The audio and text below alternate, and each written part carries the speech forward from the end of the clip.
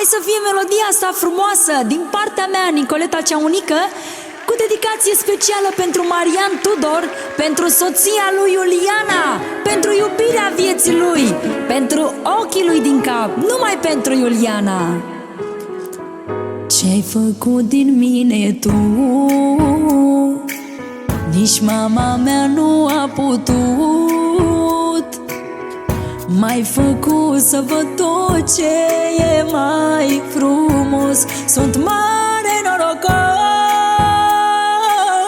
Mă iei în brațe, mă ridici și în șoaptă tu îmi zici că jumătatea vieții tale sunt doar eu.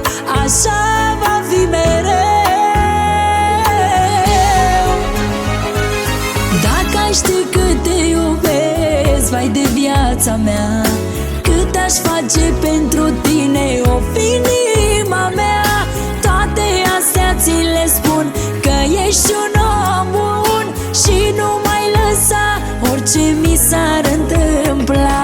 Dacă ai ști cât te iubesc, vai de viața mea, cât aș face pentru tine, o fi inima mea.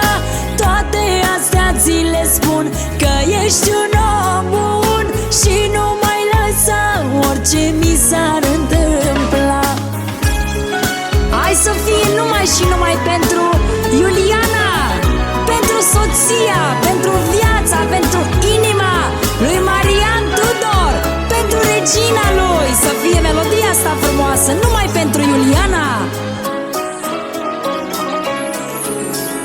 Dimineața mă trezesc,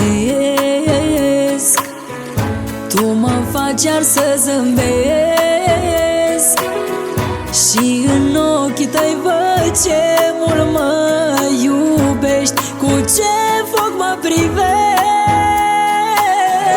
M-ai făcut să te iubesc, viața să nu mai trișez și în ochii tăi văd ce mult mă iubești, cu ce foc mă privești. Dacă ai ști cât te iubesc, vai de viața mea, cât aș face pentru tine, o fi inima mea. Toate astea ți le spun, că ești un om bun și nu mai lăsa orice mi s-ar întâmpla.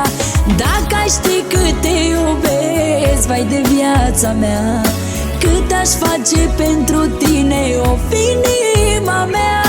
Toate astea ți le spun, că ești un om bun și nu mai lăsa orice